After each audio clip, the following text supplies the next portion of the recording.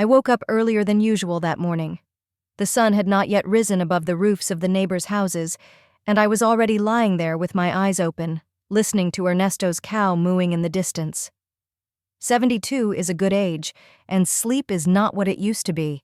And what is there to hide? For the last few months, I often woke up in the middle of the night and couldn't go back to sleep for a long time, replaying all sorts of thoughts in my head. I'd remember Raphael making me coffee in the morning, or thinking about how long it had been since I'd called Dolores, or just lying there, counting the cracks in the ceiling. But today was a special morning. Today was my 72nd birthday. Not that I was going to have any kind of celebration. At my age, birthdays are more of a reminder that time is of the essence than a joy. Each new year seems to count down to something important, and I find myself thinking more and more often that I have less time ahead of me than I have behind me. But still, a birthday is a birthday, and I decided that I would make myself a special breakfast. Maybe even pull out of the cupboard the jar of guava jam that Dolores had brought me a month ago, and that I'd been saving for a special occasion. I got out of bed slowly, my back aching again, probably for the rain. Lately, I'd learned to predict the weather from my joints better than from the radio forecast. I pulled on the old robe that Raphael, God rest his soul, had bought me 15 years ago at the market on St. Antonio's Day. It was blue with tiny flowers, and though the fabric was worn, I couldn't bring myself to throw it away. I had too many memories associated with it. I wandered into the kitchen, trying not to step on the creaky floorboards. The house was quiet, with only the clock on the wall ticking and the neighbor's cat meowing. Raphael had given me this cuckoo clock for my 25th wedding anniversary, bought it in the capital when he traveled there on factory business. The cuckoo hadn't popped out for a long time. The mechanism had broken 3 years ago, but the clock still went on and beat the time every hour with its melodious chime. This house remembered so many things. How Raphael and I had moved here when we were young, barely married. How we had organized every room, buying furniture piecemeal when we had extra pesos. How Dolores was born and took her first steps on this very floor, holding onto my skirt. How Raphael and I sat at this table in the long evenings, planning for the future, dreaming of how we would raise our daughter, how she would marry and give us grandchildren. Some dreams came true. Some didn't. We never got grandchildren. Dolores and Evaristo said children were too much responsibility, too expensive. Now the house seemed too big for just me. 3 rooms, a kitchen, a small yard.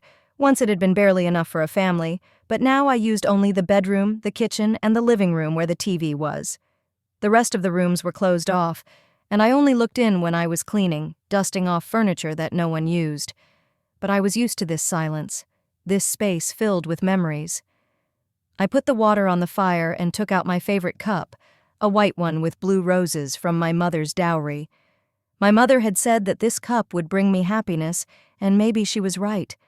50 years of marriage to Raphael had been happy anyway, even if it had ended too soon. I took a bag of tea, the plain black tea I'd bought at Don Fernando's shop. No frills, simple tea for a simple woman, the usual morning ritual that had been repeated for years. Get up, put the kettle on, get a cup, wait for the water to boil. But today I decided not to limit myself to tea. It was my birthday after all. While the water was boiling, I went to the bedroom to get the money. I wanted to go to Don Fernando's shop and buy myself something nice. Maybe some of those cinnamon cookies he sometimes brought back from the capital, or the coconut candy I had loved so much when I was young. I squatted down beside the bed and felt the familiar unevenness in the floor. The floorboard had been loose for a long time since Raphael's time. He'd been meaning to fix it for a long time, had bought nails and a hammer specifically for it, but he'd kept putting it off. It was work or tiredness or something else. And then illness struck, and it was no longer enough to fix the floorboards. After his death, I wanted to invite a master, but then I thought, what for? The floorboards didn't bother me, they didn't creak, and I adapted this place for a hiding place. I stuck a tin cookie box in there, the same one in which I had once kept buttons and sewing thread. After my eyes got worse and my hands shook, I stopped sewing and the box was free. Not something of great wealth lay in it, but still, $10,000 is $10,000. Money I'd been saving for years. putting away little by little from my retirement, saving for everything I could. This money was my safety cushion, my peace of mind in my old age. I realized that at any moment something unforeseen could happen. An illness, an accident, urgent repairs to the house. The state pension covered only the most basic needs, and I needed extra money for doctors and medicines. That's what she was saving for such an occasion. I picked up the floorboard with my fingernail and lifted it. The board lifted easily, as always. Under it there should have been a box, not very big, the size of 2 palms, blue with golden flowers on the edges. But there was no box. At first I thought I'd just misplaced it. After all, at my age, memory sometimes fails, and maybe I'd forgotten exactly where I'd hidden the money. I fumbled around in the hole under the floorboards, but there was only dust and a couple of dry leaves that I didn't know how they'd gotten there. There was also a sticky cobweb that stuck to my fingers. My heart beat faster, but I forced myself to stay calm. I got up with difficulty, my knees ached from squatting so long, and checked the neighboring floorboards. Maybe I'd forgotten where I'd hidden the money after all these years. But no, I remembered it well, the third board from the corner, near the foot of the bed, the same one that was loose and that Raphael was going to fix. I saw it every day when I got out of bed, every day I stepped on it. I couldn't go wrong. There was no money. I sank down on the bed, feeling a chill run down my back. Someone had taken my money. Someone knew where it lay and had taken it. But who? I lived alone, and the locks on the doors were strong. Raphael had put good deadbolts on them when he was alive, afraid that someone might hurt me in his absence. I rarely received guests, and certainly never told anyone about my hiding place. It was my secret, my guarantee of a peaceful old age. Only Raphael knew about this place. I showed it to him when he was already sick, lying in bed and not getting up. I told him that if something happened to her, he would know where to find money for the funeral and for the first time. Raphael smiled weakly and said that I would survive everyone, that I would bury him, not him me. He was right, but I still had enough money for his funeral. I kept saving the rest. But Raphael had been gone for 3 years. Who else would know? My hands were shaking as I got up and went to check the other rooms. Maybe the thieves were looking for something else. But no, everything else was in its place. The TV, old but working, was in the corner of the living room. No one had even moved it. The few silver spoons I'd inherited from my mother were in the cupboard in the same box where I'd always kept them. Even the cuckoo clock hung on the wall. Only the money was taken. Taken and gone, as if they knew exactly where to look. I went back to the kitchen, but I'd forgotten about the tea. The kettle was whistling, and I stood in the middle of the room trying to figure out what to do next. 72 years old, and someone had decided that an old woman was easy prey, stolen on her birthday. I don't know whether to laugh or cry. I took the kettle off the fire and went to the phone. I had to tell someone, and the first person who came to my mind was Remedios, my friend from my youth, the only one who truly understood me and didn't judge me. I dialed her number with trembling fingers. Remedios, it's me, Esperanza. Esperanza! Happy birthday, darling. How are you? How are you celebrating? Remedios, my money was stolen. A pause, then a concerned voice. What? Stolen how? What happened? I told her everything. About the stash, about the missing box, about the fact that nothing else had been touched. Remedios listened in silence, with only occasional gasps. Esperanza, it's terrible. Who could have known about your money? I don't know. I didn't tell anyone. Not even Dolores. When was the last time you checked? I've been thinking. When was the last time I looked in the stash? A month ago, when I wanted to get money for my medication. Everything was there then. It was fine a month ago. Listen, why don't you go to the neighbors? See if anyone's seen anything suspicious? It was a good idea. I said goodbye to Remedios and promised I'd report it to the police. I got dressed and left the house. The first thing I did was go to my neighbor Patricia's house. The old woman lived alone in the house across the street, and she had one advantage. She sat at the window all day and watched everything that happened on the street. If anyone saw anything, it was her. She knocked on the door. Patricia, it's me, Esperanza. The door opened and I saw a familiar wrinkled face. Patricia was a couple years older than me, but she looked younger, maybe because she had less to worry about. Esperanza! Come in, come in. Happy birthday to you. Thank you, Patricia. Say, did you happen to see any strangers going to my house? Yesterday or the day before? A stranger? What happened? My money was stolen. They came in the house and stole it. Patricia splashed her hands. Good Lord. How much was stolen? A lot. Tell me, did you see anything? The old woman thought for a moment, furrowing her brow. No, there didn't seem to be anyone. I always watch who goes where. Yesterday only the letter carrier came, and not to your place, but to Luis and Rosa's. And the day before that. I don't remember much the day before yesterday either. Maybe there was someone at night? I sleep at night. I'm old. I go to bed early. I thanked Patricia and went to the other neighbors. Luis and Rosa lived in the house to my left. A young couple with 2 kids. He worked in a factory. She stayed home with the kids. Maybe they'd noticed something. I knocked on their door.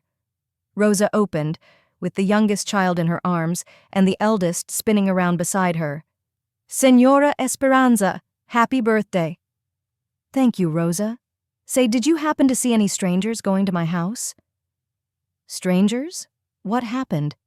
I had to explain about the theft again. Rosa was very upset. She even held the baby tighter to her. How awful. How much was stolen? A lot. All my savings. Oh my God, how could it be? Louis! She shouted into the back of the house. Come here! Louis showed up in his work clothes, apparently going to his shift. What's wrong? Señora Esperanza's money was stolen. You didn't see anyone else going to her house? Louis shook his head. No, I didn't. When did it happen? I don't know exactly. I only discovered it this morning. Maybe someone was here last night. I didn't hear anything. We should go to the police, Luis said. This is a robbery. Yes, I'm going to. Rosa shook her head. What a time these are. It never used to be like this. People were free to leave their houses open. I said goodbye to them and walked slowly home. Canvassing the neighbors didn't turn up anything. No one had seen anything. No one had heard anything. The thief was careful and knew what he was doing. At home, I changed into more decent clothes. The dark blue dress I'd bought for Raphael's funeral, brushed my hair into a neat bun. If she was to go to the police, she had to look respectable. The police station was in the center of town, in an old building next to the town hall. I rarely went there. The last time I'd been there had been about 5 years ago, when the neighborhood boys had broken my window with a ball. The station greeted me with the familiar smell of tobacco and coffee. At the desk sat Commander Jacinto Herrera, a middle-aged man with attentive eyes and a neat mustache. I knew him by sight. He had worked in our neighborhood for several years and had a good reputation. They said he was honest and fair, didn't take bribes, and really tried to help people. Señora Quiroga. He stood up as I entered. What brings you here? Comandante, my money was stolen. Sit down. Tell me in detail. I sat down on the chair opposite his desk and told the whole story from the beginning. Comandante listened attentively, occasionally asking clarifying questions, writing something in his notebook. How much money was stolen? $10,000. He whistled. That's a lot of money. And you say you didn't touch anything else? Nothing. Just the box of money. That's odd. Usually thieves take anything that's not in their possession. This one was specifically targeting the money. Who knew about your stash? No one, just my late husband. And the house was locked? Of course it was. I always lock it up. No signs of forced entry? None. All the locks are intact, the windows are intact. The Comandante wrote everything down, then raised his head. Very well, Señora Quiroga. I'll file a theft report, but I need to inspect the scene. Maybe we can find some evidence. Can you come with me now? Sure. Then let's go. We left the station and the commander started his squad car. I sat next to him feeling a strange mixture of hope and hopelessness. On the one hand, the police would take up my case. On the other hand, what would they find? The thief obviously knew what he was doing. On the way, the commander told me about other thefts in the city.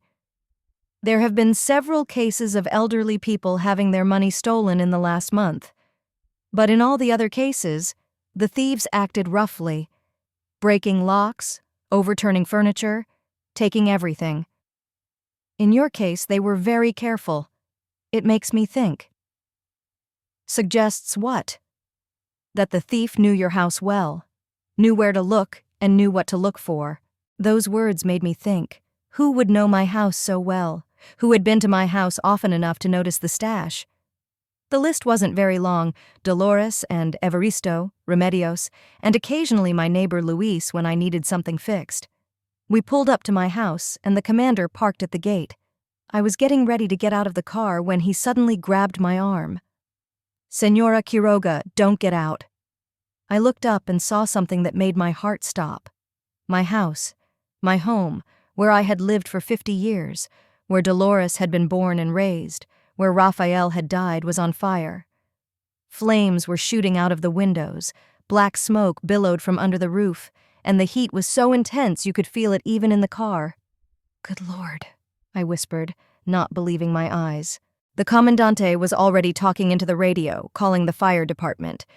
I could hear his voice through the absorbent cotton, the words coming to me with difficulty. All my attention was riveted on the nightmare that was unfolding before me. The house was burning.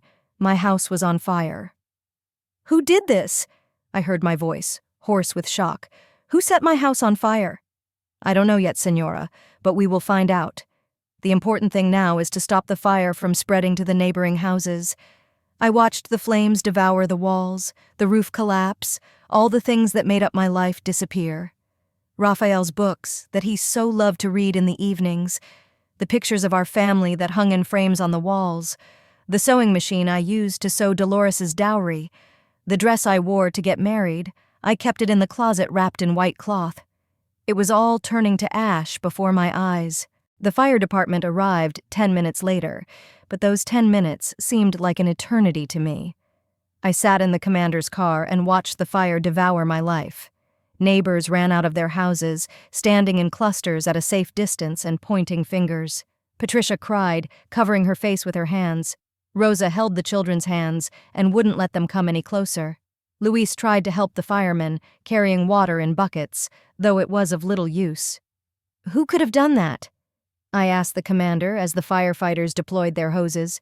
"Why would someone set fire to an old woman's house?" "Maybe the same person who stole your money. He wanted to cover his tracks." That thought struck me like lightning. Of course it did. First robbed, then burned the house down to cover up the evidence. But who could be so cruel? Who would not only steal the money, but also render an old woman homeless? Firefighters worked professionally and quickly, but it was too late. The fire had managed to engulf the entire house, and the best they could do was to keep the fire from spreading to the neighboring buildings. I watched as they poured water on the walls of Patricia and Luis's houses, as they checked to see if the trees in my front yard were on fire. The fire chief, a man in his 40s with a tired face, approached our car. "Commandante, the house can't be saved. The fire is too strong, and it started from the inside. It was probably set intentionally. There are traces of flammable liquid." "Are you sure it was arson?" "Pretty much. A normal fire from a short circuit or faulty wiring spreads differently. This fire started in several places at once. As I listened to them talk, I felt a strange calm grow inside me. Yes, my house burned down. Yes, I had lost all my belongings, all my memories. But I was alive, and that's what matters. A house can be rebuilt, things can be bought again. But I only have one life. The firemen worked for another hour, dousing the smoldering remains. All that was left of my house were charred walls and a pile of ash where the roof had been. All my 50 years of living within those walls had turned to black ash, which the wind was already beginning to blow around. "Señora Quiroga," the commander said as the firemen finally rolled up their equipment, "you need a place to sleep. Do you have any relatives nearby?" "Yes, my daughter lives nearby, Dolores. Would you like me to take you to her?" "No, thanks. I'll walk myself. I need to think." I got out of the car and walked slowly towards Dolores's house. The commander offered to walk me, but I refused. I wanted to be alone, to get my thoughts in order, to figure out what to do now. Dolores's house was 3 blocks from mine, or rather, from where my house used to be.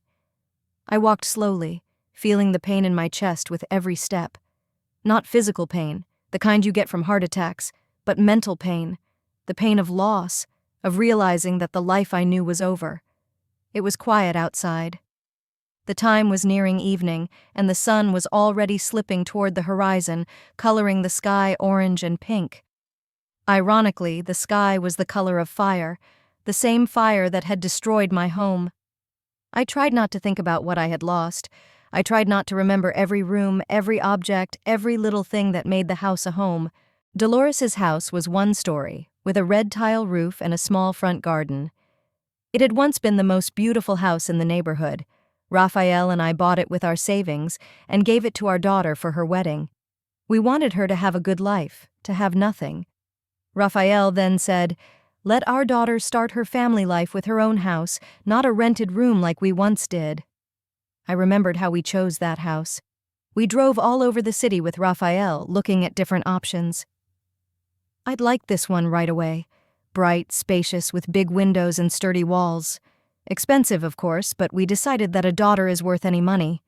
We spent everything we had saved for our old age, but we didn't regret it. Dolores was so happy when we showed her the keys. She cried with joy, hugged us, said we were the best parents in the world. Evaristo was grateful too. A good guy, a hard worker, didn't drink, didn't beat his wife. He was a bit withdrawn, not very talkative, but we decided that was better than talkativeness. He worked as a mechanic in the same factory where Raphael worked, so my husband knew him even before the wedding, said that the master is good, his hands are golden. Now they had lived in the house for 20 years. Dolores worked as a bank teller. Evaristo still worked in the factory. They never had children. They said it was expensive, that they wanted to get on their feet first. But the years went by, and still no children. I sometimes hinted that I would like grandchildren, but Dolores answered that they had time, that there was no hurry. I came to the wicket and stopped. What am I going to tell them? That my house burned down and I have nowhere to live? That at 72 I was homeless? Of course Dolores wouldn't refuse her mother, but it was awkward. All my life I was independent, never asked anyone for help. And now... She pushed open the gate and walked along the path to the house. There was light in the windows, so they were home. They must be having supper, it was just the right time. I knocked on the door. Evaristo opened it. He was a tall, thin man with dark hair that was already graying. He had a look of surprise on his face. I rarely came unannounced. "Mrs. Esperanza, what's wrong? You look upset." "May I come in, Evaristo? I need to talk to you." Of course, come in." He stepped aside to let me into the house. I walked into the living room, a spacious room with comfortable furniture and a large television. There were plates of uneaten dinner on the table. Dolores came out of the kitchen, wiping her hands with a towel. "Mommy, what a surprise!" She kissed me on the cheek. "We were just having dinner. Would you like to join us?" Dolores looked like me when I was young. The same dark hair, the same brown eyes, the same face. Only her personality was different, softer. Raphael always said she was like him. Kind, trusting, ready to believe anyone. I was tougher, more practical. Maybe life made me that way. "Daughter, I've had an accident." "What kind of misfortune? Sit down, tell me." We sat down on the sofa. Evaristo sat in the chair opposite. I told them everything. About stealing the money in the morning, about going to the police, about how we arrived at the house and saw the fire. "How? The house burned down?" Dolores turned pale. "Completely?" "Completely. Nothing left." "But how could it have happened? You were always careful with fire." "The police say it was arson. First they stole the money, then they set the house on fire to cover their tracks." Evaristo frowned. "Who would do such a thing? You've never had anything like this in your neighborhood before." "I don't know. The police are looking into it." Dolores took my hand. "Mom, it's terrible. So what now? Where will you live?" "I don't know, my daughter. I haven't thought about it yet." "What do you mean you don't know?" Dolores looked at her husband, then back at me. "Of course you'll live here with us. Won't you, Evaristo?" "Of course." My son-in-law nodded. "Señora Esperanza, it goes without saying. You are our family." I was relieved. My children are good after all. They won't leave their mother in trouble. "Thank you. It's only temporary, of course, until I decide what I'm going to do next." There's no temporary, Dolores said. You're our mother, and this is your home too. We'll get you a room, buy you everything you need. Right, Evaristo? Yes, of course. There's a spare room. We'll buy the furniture. Evaristo said all the right things, but I could see he wasn't very excited about the prospect. No wonder, what man would be happy to have a mother-in-law in the house? But he was a well-mannered man and didn't show his displeasure. What about the money? Dolores asked. How much was stolen? $10,000, all my savings. Oh my God, that's a lot of money. And you didn't tell anyone where you hid it? No one. Only your father knew. Maybe someone overheard? Or saw it by accident? I don't know, my daughter, I don't know. We talked some more, discussing practical matters. Dolores said that tomorrow we would go to the store and buy me clothes and everything I needed. Evaristo promised to move the bed and closet into the spare room. Everyone was very caring and involved, but I felt uncomfortable. Maybe it was because I wasn't used to being a burden. All my life I was independent, solved all my problems myself, and now I had to turn to my children for help. At 72, to be left without a house and without money was humiliating, no matter how you look at it. Mom, have you eaten today? Dolores asked. Let me cook you something. No need, my daughter. I'm not hungry. What do you mean you're not hungry? So much stress, so much worry, and you don't eat. I'll heat up some soup for you. Dolores went to the kitchen and I stayed with Evaristo. He was silent, looking at the TV where they were showing some program about animals. I was silent too, thinking about what had happened that day.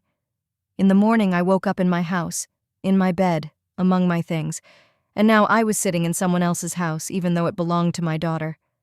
Evaristo, I said at last. Thank you for not objecting to my moving. Not at all, Miss Esperanza. We're family. Thanks anyway. I know it's not very nice to have an extra person in the house. You're not an extra person. You're Dolores's mother. He spoke politely but without any warmth. I understood him. What man wants his mother-in-law living in his house? But we had no choice. I really had nowhere else to go. Dolores brought a bowl of hot soup and a piece of bread. I forced myself to eat, even though I didn't feel like eating. My daughter sat next to me and watched me eat as if she was afraid I would faint. Mom, what did the police say? Are they going to look for the criminal? Comandante Herrera said he'd look into it. But what will they find? There's no evidence. They will, Mom. They will. A man can't just disappear after a crime like this. I nodded, but I didn't hold out much hope. In our town, the police dealt more with petty hooliganism and family quarrels. Serious crimes were rare, and they had little experience in investigating such cases. We spent the evening relatively quietly. We watched TV, talked a little. Dolores showed me the room where I would be staying, small but bright, with a window to the courtyard. It used to be a guest room, but they didn't have many guests, so it was mostly empty. Tomorrow we'll buy you linens, towels, clothes, Dolores said, looking around the room. What else do you need? Slippers, maybe? A robe? Daughter, don't spend a lot of money on me. I need the essentials. Don't be silly. You're our mother and we have to take care of you. We went to bed quite early. Dolores made my bed on the sofa in the living room. The bed in the room wouldn't be available until tomorrow. I lay in the dark and thought about the day that had passed. In the morning, I was just an ordinary old woman with my house and my savings. And now I was lying on someone else's couch with no money, no home, and all the things that made up my life. Strangely, I didn't feel despair. Tired, yes, confused too, but not despair. Maybe at my age one gets used to loss. First Raphael died, then friends got sick and died, then my health deteriorated. And now the house burned down, one loss after another. But I was still alive, still able to think and act. So all was not lost. Somewhere far away in the back of my mind lived a strange feeling. I couldn't say it was suspicion, more like surprise. Who could have known about my money? Who could have known my house well enough to steal just what was needed and leave the rest untouched? And who could have decided to set the fire? But these thoughts were too scary to pursue. I closed my eyes and tried to sleep. The week at my daughter's house passed quickly, but not easily. Dolores and Evaristo tried to make me comfortable. They bought a new bed, linens, several sets of clothes. My daughter asked me every day if I liked everything, if I slept comfortably, if I needed anything else. Evaristo was polite and alert, helped move furniture, fixed a broken knob on a closet. On the surface, everything seemed fine, but I could feel the tension. It was in the air, though no one said it out loud. Evaristo was even more silent than usual. He'd come home from work, eat dinner, and go straight to his room or to the garage to do something. Dolores was nervous too, fidgeting all the time, talking too loudly and too cheerfully. It was like she was trying to compensate for the awkwardness of the situation with ostentatious care. I understood them. They were used to living together, they had their own routines, their own habits. And here I was, an elderly woman who was disrupting their way of life, willy-nilly. In the morning, when they were going to work, I was already in the kitchen and prevented them from having breakfast. In the evening, when they wanted to watch TV or just talk privately, I was there too. The third person in their own house, and technically it was their house, even though Raphael and I had bought it. I tried to stay out of the way. I'd get up early while they were still asleep, eat breakfast quietly, and go to my room. In the afternoon, when they were at work, I cleaned the house and cooked dinner, even though Dolores said I shouldn't. In the evening, she went to bed early to give them some time alone. But she still felt like a burden. This became especially evident on the fourth day. Evaristo came home from work in a bad mood. Something must have happened at the factory. He sat down to dinner in silence, frowning. Dolores tried to talk to him, asking him about his work, about his colleagues, but he answered in one word. Then he got up from the table and said, "I'm going to the garage. It's quieter there." The phrase was not said with anger, but the meaning was clear. The house was getting too crowded for him. Dolores blushed, glanced at me quickly, but said nothing, and I felt my heart clench. Yes, I was an extra here. On the fifth day, Dolores came home from work with bags of shopping and said cheerfully, "Mom, I bought you another dress. A beautiful dark green one, and a warm sweater. The evenings are getting chilly." She took things out of her bags, showed them to me, said something about colors and styles, but there was a kind of tortured joy in her voice, as if she were trying to convince herself that everything was fine. Evaristo sat in his chair, watching the television and pretending not to hear our conversation. On the sixth day, I heard them talking quietly in the kitchen, thinking I was asleep.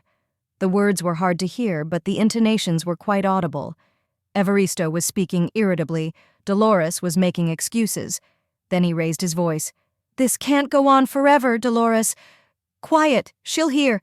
Why? Let her hear. Maybe then she'll understand. Evaristo, it's my mother. I know it's your mother, but we can't spend our whole lives." They spoke even more quietly, and I couldn't make out the words. But that was enough. I lay in bed and thought it was time to find another solution. You can't destroy your daughter's family because of your own problems. The seventh day started as usual.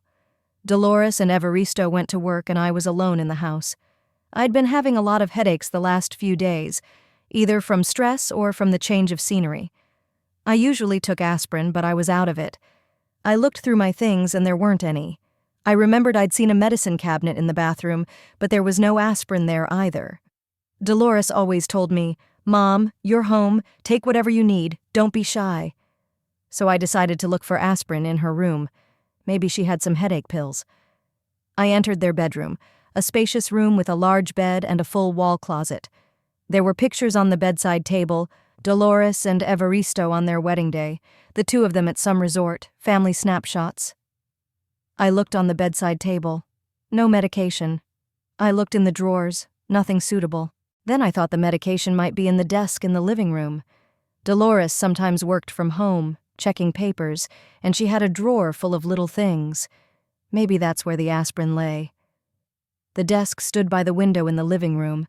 It was a beautiful, dark wood desk, the one Raphael and I had bought with the house.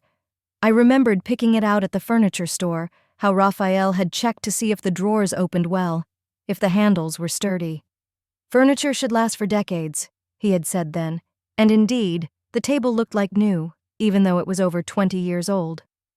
I opened the top drawer. There were pens, pencils, paper clips, rubber bands, the usual office supplies. I opened the second drawer. some documents, receipts, certificates. The third drawer also contained all sorts of small things: batteries, needles, thread. There was no aspirin anywhere. I opened the last bottom drawer, the biggest one, and then I saw something that made my heart stop. There was money in the drawer. Lots of money, stacks of dollar bills, neatly folded and tied with ribbon. Red ribbon. The same red ribbon I always tied my money with. I recognized that ribbon immediately. I bought it years ago at a dry goods store when I was a seamstress. Bright satin ribbon, which I liked its color.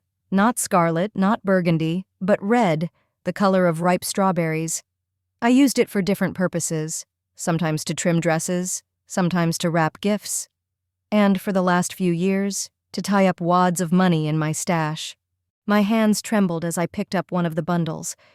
It was my money, my bills that I'd stacked in a tin box under the doormat. I remembered each wad, remembered tying them with that ribbon, putting them in the box. I counted it quickly. Most of the money was here. Not all 10,000, maybe 8,000. The rest must have already been spent. I squatted in front of the open box and couldn't believe what I was seeing. Dolores, my daughter, the only child I'd given birth to and raised. The daughter to whom Raphael and I had given all the best years of our lives, all the energy, all the money. The daughter we gave a house to. The daughter who was always so obedient, so good. She stole my money. No, not just her. Evaristo knew, too. They did it together. Together they decided that they didn't need the old mother anymore, that they could take her money and send her away. Where to? To a nursing home? Out on the street? I carefully put the wad of money back, closed the drawer, and stood up.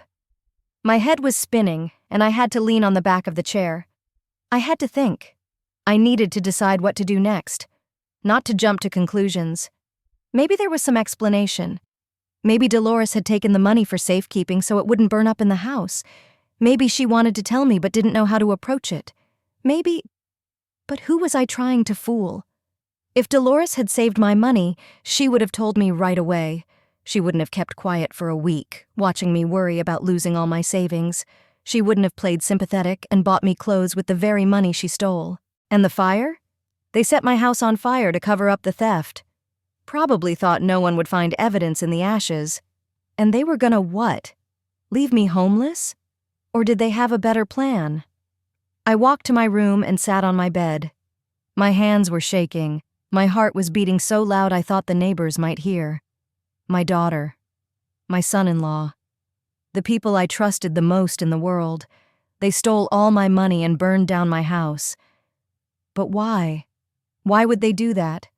They had a job, a decent salary, their own house. They lived well, didn't need much. What would make them do something like that? Maybe they had debts. Maybe Evaristo lost or got into some kind of scam. But no, he's not a gambler. I've known him for years. A modest, quiet man who went to work and home, didn't drink, didn't go out. Maybe Dolores was in some kind of trouble. But what kind of trouble? Or maybe they just decided that they could use their mother's money more than their mother herself. After all, what's an old woman to do with $10,000? She'll die soon anyway and they'll inherit the money. So why not take it now? I sat there thinking, trying to figure out how I could have been so wrong about my own daughter. Dolores had always been an obedient child. She studied well, didn't bully, married a decent guy early. True, in recent years we began to communicate less often, but I thought it was normal. Young people have their own lives, their own worries.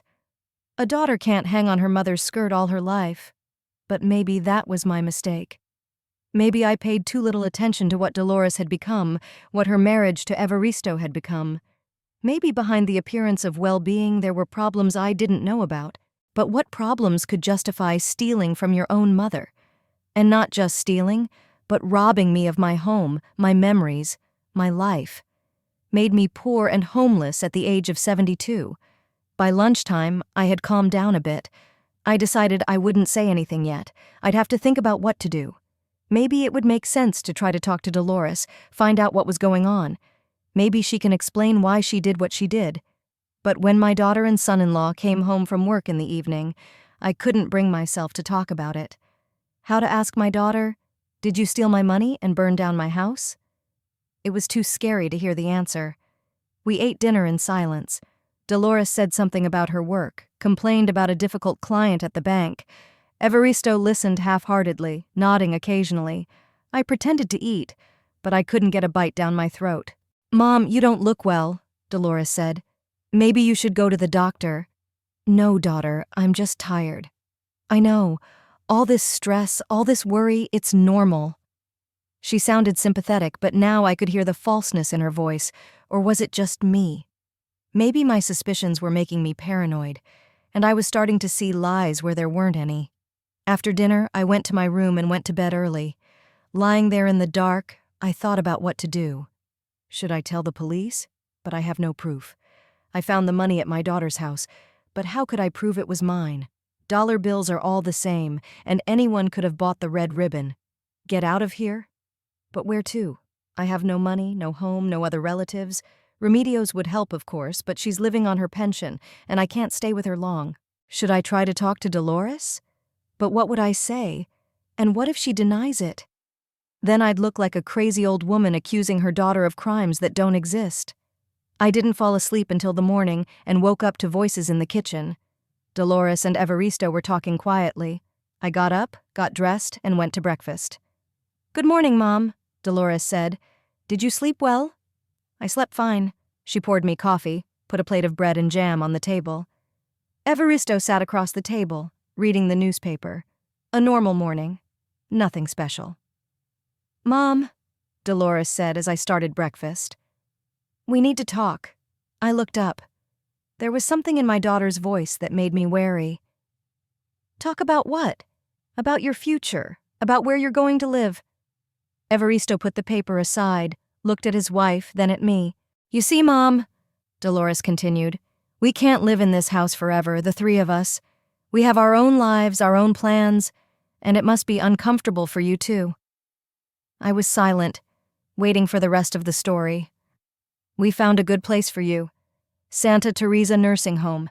It's a very nice place, clean, well cared for. You won't be alone there. You'll make friends amongst your peers." "A nursing home?" I asked you again. "Yes. We've already agreed, paid for the first month. We'll take you there today." "Today?" "Yes.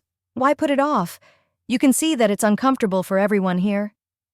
I looked at my daughter, then at my son-in-law. Evaristo avoided my gaze, studying something at the bottom of his cup. "What if I don't want to go to a nursing home?" "Mom, be reasonable. You have no home, no money. Where will you live? On the street?" "Dolores, I'm your mother. That's why we're taking care of you. You'll be fine in a nursing home. There are doctors, nurses, proper food, and we'll visit you." "How often?" "Well, when we can. There's a lot of work, not much time." I put the cup on the table. My hands were shaking, but I tried to speak calmly. "What if I refuse? Mom, don't complicate things. We've already decided." "Decided without me?" "We thought about what's best for everyone. Trust me, it's the right decision." I looked at my daughter, her face, her eyes. Yesterday I could still doubt, deceive myself, make excuses, but now it was clear. Dolores knew she'd stolen my money, and now she was getting rid of me like a piece of junk. "When do you want to go?" I asked. "After breakfast. I've already taken the day off work." "I see." I finished my coffee and went to get ready. In my room, I sat on the bed and tried to put my thoughts in order. Okay. Stole the money, burned down the house, and now they're putting her in a nursing home. It's a nice touch. No extra witnesses, no uncomfortable questions. The old mother just disappears from their lives, and they're left with my money. There was nothing to pack. I had practically nothing. A few sets of clothes Dolores had bought, toiletries, nothing else. Everything fit into one small suitcase. An hour later, we were on our way to the Santa Teresa nursing home. The Santa Teresa nursing home was not as horrible a place as I expected. It was a one-story building painted a light yellow color with a small garden and benches in the courtyard. The corridors were clean and smelled of disinfectants, but not too pungent. The nurses seemed friendly. The director, an older woman named Senora Concepcion, greeted us friendly and showed us to my room. The room was small but bright. One bed, a closet, a desk, a chair, a nightstand. The window looked out into the courtyard where orange trees grew. It could have been worse. Dolores helped me unpack, organized my things, asked me several times if I liked everything. Evaristo stood in the doorway, silent. "Mom, if you need anything, call us," Dolores said when we were finished packing. "We'll be sure to visit you." "When?" I asked. Well, in a week, maybe, or two. It depends." They left, and I was alone in my new room. I sat on the bed and tried to make sense of it. A week ago, I was the owner of my own house. I had money, plans for the future. Now I was sitting in a nursing home like a penniless old woman who had been abandoned by her own children. The first days passed in familiarization with the new environment. The regime in the house was strict. Rise at 7 in the morning, breakfast at 8, lunch at 1 o'clock, dinner at 6 in the evening. Between meals, free time, which could be spent in the common room, in the garden, or in his room. The TV was on until 10 o'clock in the evening. Then everyone had to go to their rooms. The housemates turned out to be different. Some were chatty and curious, asking where I was from, why I was here, if I had children. Others kept to themselves, didn't socialize much. Others were no longer in a condition to hold a normal conversation. Old age and illness had taken their toll. I tried to be polite, but I didn't get close to anyone. I needed time to think about my situation and decide what to do next, because I wasn't going to sit around and wait for death. 72 years old is not a sentence, and I still have the strength to fight for justice. On the fourth day, Remedios visited me. I was sitting on a bench in the garden, looking at the orange trees and thinking about my own thoughts. I heard a familiar voice. "Esperanza, my darling." She turned around and saw her friend. Remedios looked excited, and she was holding a bag of goodies. "Remedios, how did you find me?" Dolores called. "Said you were here. My God, how did this happen? Why are you in a nursing home?" We hugged, and I felt tears welling up in my eyes. Finally, there was someone who hadn't lied to me, betrayed me, or tried to get rid of me. "Sit down. I'll tell you everything." We sat down on the bench, and I told Remedios everything that had happened in the last 2 weeks. About how I found the money missing, about the fire, about the week at my daughter's house, and what I found in Dolores' desk. "How? They had your money?" Remedios turned pale. "Are you sure?" "Positive. I recognized my ribbon that I used to tie the bundles with. The red satin ribbon, remember? I bought it back in the 1890s. "So Dolores stole the money from you and then burned the house down to cover her tracks?" Dolores wasn't the only one. Evaristo was in on it too. They planned the whole thing together. Remedios shook her head. "I don't believe it. Dolores had always been such an obedient girl. I remember her running to you as a child when something happened, and now—" "People change, Remedios. I guess money was more important than your mother." "What are you going to do? Are you just going to sit here?" "I don't know. What can I do? I have no proof. If I go to the police and say I found my money at my daughter's, who's going to believe me? Dollar bills are all the same. Anyone can buy a red ribbon." "What about the numbers on the bills? Maybe you remember some special numbers?" "Who remembers numbers on money? It's not like I thought it would be stolen."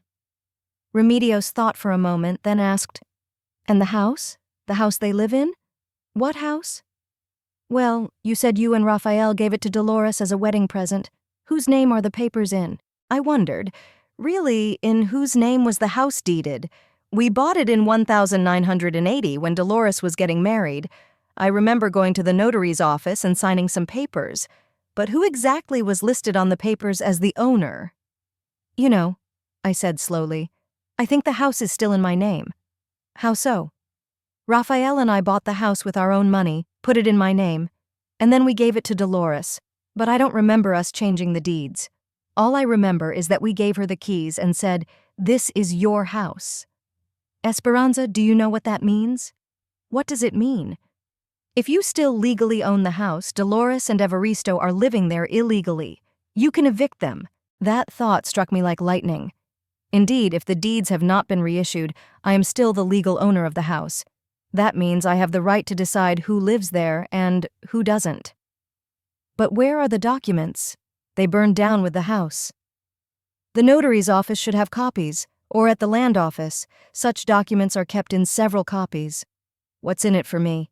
Even if I prove the house is mine, it won't prove they stole the money. Esperanza, you don't understand. Remedios took my hands. If the house is yours, you have the right to search it. And if they find your money in the house, that's direct proof of the theft.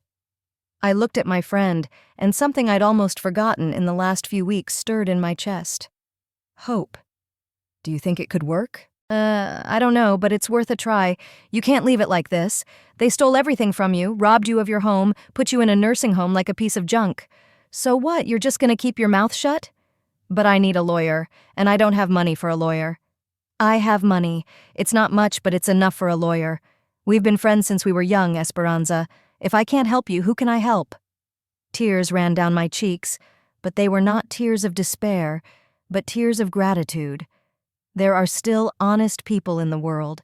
Not everyone has forgotten about friendship. Not everyone thinks only about money. Remedios, I don't know how to thank you. You'll thank me when you get your money back and punish these scoundrels. In the meantime, let's do something. Time is running out and they can spend your money or hide it somewhere else. We took a bus into town. First, we went to the land committee to find out in whose name the house was registered. The clerk, a young man with glasses, looked through the documents for a long time. Then he said, "The house on Flores Street, number 23? It's in the name of Esperanza Quiroga." "That's me," I said. "Let me see your ID." I showed my passport. The clerk checked the data and nodded. "Yes, you are the legal owner of this house. Would you like a certificate?" "Yes, please." The certificate cost a small sum of money, Remedios paid, and we received an official document confirming my ownership of the house. "Now to see a lawyer," Remedios said. We were recommended a lawyer's office by the same land committee. Licenciado Abundio Castañeda received clients in a small office in the center of town. He was a man in his 40s, in a strict suit, with attentive eyes. "Sit down. Tell me what the problem was." I told him the whole story from the beginning. The lawyer listened attentively, occasionally asked clarifying questions, wrote something in his notebook. "I see," he said when I finished. "The situation is difficult, but not hopeless. We have two directions for work.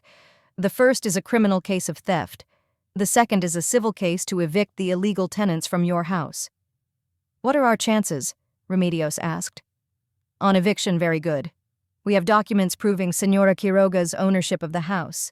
The fact that she allowed her daughter to live there does not mean that she owns it. And the theft? It's more complicated. There's no direct evidence. But if there is money belonging to Senora Quiroga in the house, it could be grounds for a criminal case. So what do we do?" "First, we file a report with the police about the theft. At the same time, we file a request to evict the illegal occupants. If the court satisfies our request for eviction, the police will have the right to search the house, and then we'll see what happens." "How much will it cost?" Remedios asked. "My consultation is 500 pesos. The case is 3,000 pesos, plus court costs." Remedios took the money out of her purse and put it on the table. "Proceed." The lawyer drew up two statements, one to the police and one to the court. In the first, he detailed the circumstances of the theft and asked to initiate criminal proceedings. The second demanded that Dolores and Evaristo be evicted from the house I own. "When would all this take effect?" I asked. "I'll file a police report today. I'll file the lawsuit tomorrow. I think in a week or two we'll get a court order for eviction. Then the police can search the place." "And Dolores and Evaristo, will they be notified?" "Of course. The court has to notify the defendants of the case. But that's okay, they'll have a chance to object." "What if they hide or spend the money? That's why we have to act quickly. But the law is the law, we can't break it." We left the law office with the feeling that the case had moved forward. Of course, it was still a long way from victory, but the first steps had been taken. "Remedios," I said as we drove back to the nursing home. "How can I thank you? You spent the last of your money on me." "Don't be silly. Money is not the point. It's about getting justice. And your daughter got what she deserved. I still find it hard to believe Dolores would do such a thing. I gave her birth, I raised her, I gave her my whole life." "Esperanza, you're too kind. Not all children are grateful to their parents. Some think their parents owe them everything, but they don't owe them anything. Maybe I made a mistake in my upbringing. Don't blame yourself. You were a good mother. I remember how you used to take care of her when she was little, all your best for her, all your energy for her, and this is how she repaid you." We got to the nursing home in time for dinner. Remedios left, and I was alone with my thoughts. For the first time in days, I felt something like calm. The case had been set in motion. The machinery of justice was beginning to work. Of course, the outcome was uncertain, but at least I wasn't sitting idly by. That night, I couldn't sleep for a long time. I lay in bed thinking about what would happen next. If the lawyer was right, Dolores and Evaristo would get a subpoena in a week or two. What would they think? What will they do? Will they try to contact me, explain, justify themselves? Or will they fight to the end, deny all charges? And how will I feel when I see my daughter in court? Anger, disappointment, pity? I didn't know yet. All I knew was that I wasn't going to give up. Too many years I'd saved up that money, too much money this theft had cost me. Let Dolores answer for her actions before the law.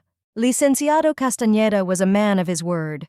5 days later, he called me at the nursing home and told me that the court had granted our request for eviction.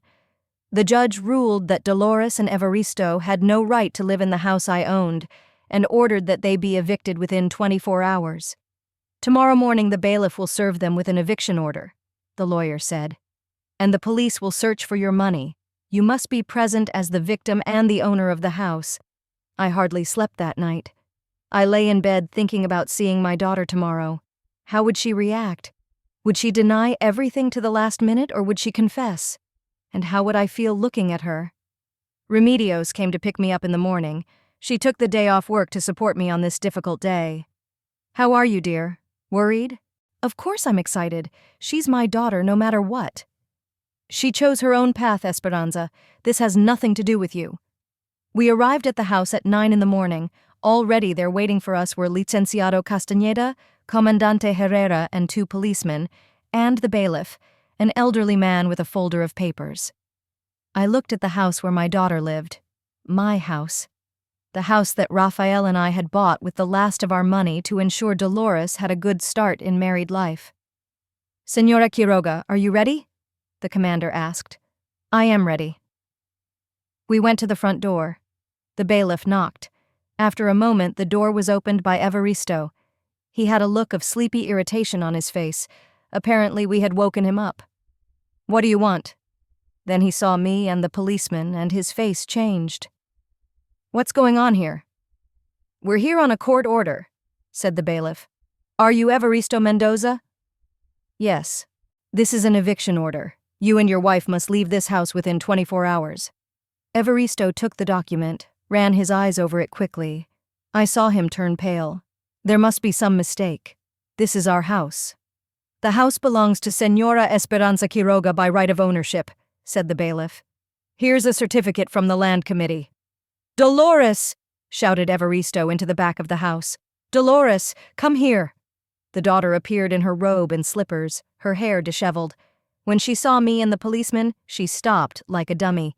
Mom? What are you doing here? And why are the police with you? Hello, Dolores, I said calmly. Señora Dolores Mendoza, Commander Herrera addressed her. We have a warrant to search your house in connection with the theft of money from Señora Quiroga. What theft?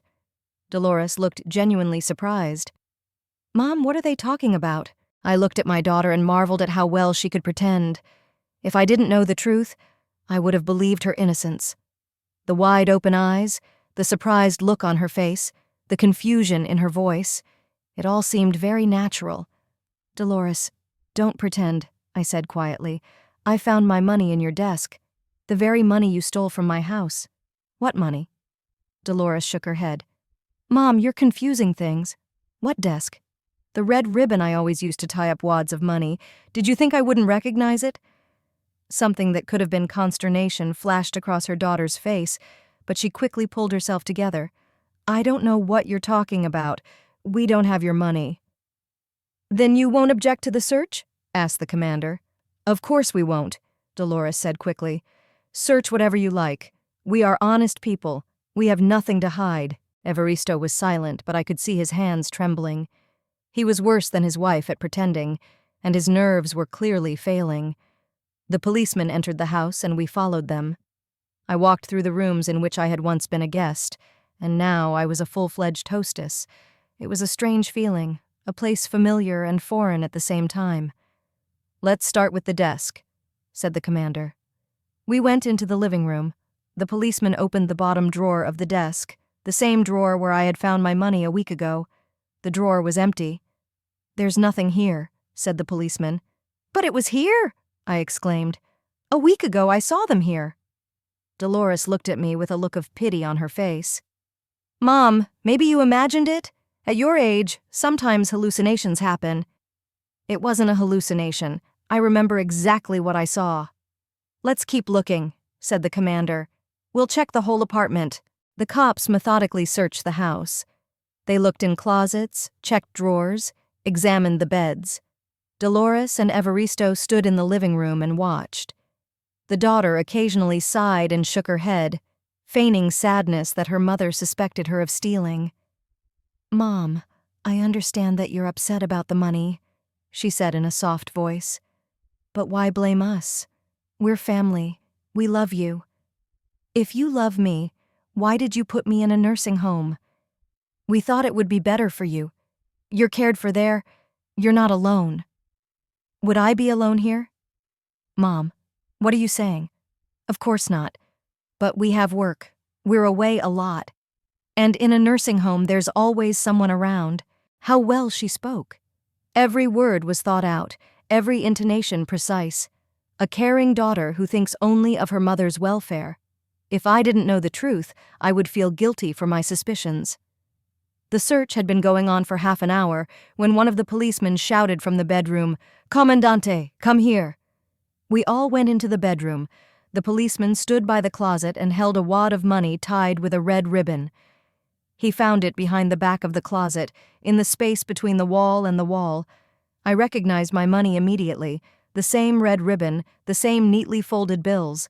"That's my money!" I exclaimed. "My ribbon!" Dolores turned pale, but still tried to remain calm. "It can't be true. We don't know where that money came from." "Maybe someone planted it?" Evaristo added. "Who could have planted it?" asked the commander. "In your house? In your bedroom? In your closet?" The policeman continued his search and found 2 more wads of money, one under the mattress, the other in a shoebox. "How much is the total?" asked the commander. "About $7,000, the policeman replied. "Not all of it," I said. "It must be 10,000. "The rest must have already been spent," the commander remarked. Dolores and Evaristo stood in silence and watched the policeman put the found money into evidence bags. The game was lost, and they realized it. "Dolores Mendoza and Evaristo Mendoza," the commander said in an official tone. "You are under arrest on suspicion of theft. You have the right to remain silent. Anything you say can be used against you in a court of law." He nodded to his subordinates, and they took out the handcuffs. "Wait!" Dolores shouted. "This is a misunderstanding! We're innocent!" "Explain yourself at the station," said the commander. And then something happened that I didn't expect. The mask fell off my daughter's face in an instant. Gone was the caring, loving daughter. Gone were the soft intonations and sad looks. Instead, I saw a completely different person, angry, aggressive, full of hate. "Are you satisfied, old hag?" Dolores hissed as the policeman snapped the handcuffs on her arms. "Satisfied you locked up your own daughter?" I recoiled in surprise.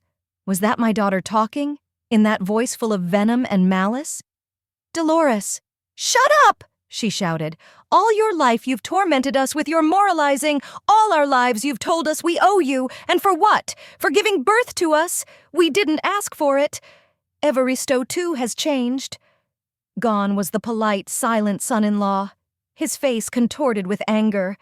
"Did you think we'd support you all your life? Feed you, drink you, put up with your whims? And what did you give us in return? Nothing." "I gave you this house," I exclaimed. "A house?" Dolores laughed an evil laugh. "And who lived in it? Who kept it? Who paid for repairs, for utilities? We did. And all you did was bitch about it. And those pennies you were saving," Evaristo added. "You think we didn't know about your stash? You old fool. We've been watching you for a long time. We knew where you were hiding the money. But why did you burn down my house?" "So you couldn't prove the theft," Dolores shouted. We thought that all the evidence would burn and nobody would prove anything, and you'd sit in a nursing home and keep your mouth shut. We were doing you a favor, Evaristo growled. We freed you from your worries. You'd be better off in a nursing home than alone in an empty house. I could have decided for myself where I'd be better off. You? Dolores looked at me with contempt. Old, sick, useless! We took you in out of pity and you resent us. Out of pity? I couldn't believe my ears. Dolores, I'm your mother. So what? My daughter snapped at me. Do you think that gives you any special rights? Do you think we have to grovel before you all our lives? I thought you loved me. Love you? Evaristo laughed. What's there to love you for? For teaching us all your life? For meddling in our lives? For spoiling our moods with your presence? We only put up with you for money, Dolores added. We thought that when you died we'd get everything, but you just kept living and living as it happens. So be glad we didn't kill you ourselves, shouted Evaristo. Commander Herrera sharply warned him, Enough! One more word and you'll get an additional article for threatening. The policeman led the arrested men to the exit. Dolores turned around on the threshold. And don't think that's the end of it, you old witch. We'll find a way to get back at you. You'll be sorry you ever messed with us. Or maybe you'll die sooner, Evaristo added. At your age, anything can happen. The door slammed shut and the house was quiet. I stood in the middle of the living room and couldn't get over it. Was that my daughter talking? My son-in-law? The people I thought of as family?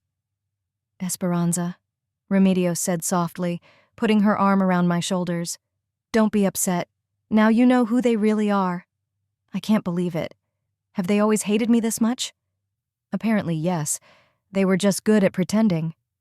But why? Why? There are some people who don't know how to be grateful, said Licenciado Castañeda. They think the world owes them something, and when they don't get what they want, they hate everyone around them. Comandante Herrera came to me. Señora Quiroga, we found $7,000. The other $3,000 must have been spent. The money will be returned to you after the investigation is over. Thank you, Commander. As for the house, you can return to it now. The eviction order is in effect. I looked around. My house, the house I bought for my daughter, and now I'm taking it back. It's ironic. Remedios, can you help me move in here from the nursing home? Sure, honey. What if we live together? I'm bored alone, too. I smiled, for the first time in days. That's a good idea. We left the house, and I turned around, looking at him. Tomorrow I'll be back here as a full-fledged hostess. No daughter, no son-in-law, no illusions about family ties, but with a loyal friend and a sense that justice had been done. At 72, I realized that blood ties are no guarantee of love and loyalty. But I also realized that true friendship was more precious than false kinship. Remedios was closer to me than my own daughter. And maybe it was for the best. The police car that had taken Dolores and Evaristo away had already gone around the corner, and I stood in front of the house I had given to my daughter out of the goodness of my heart. And now I was taking it back because justice demanded it.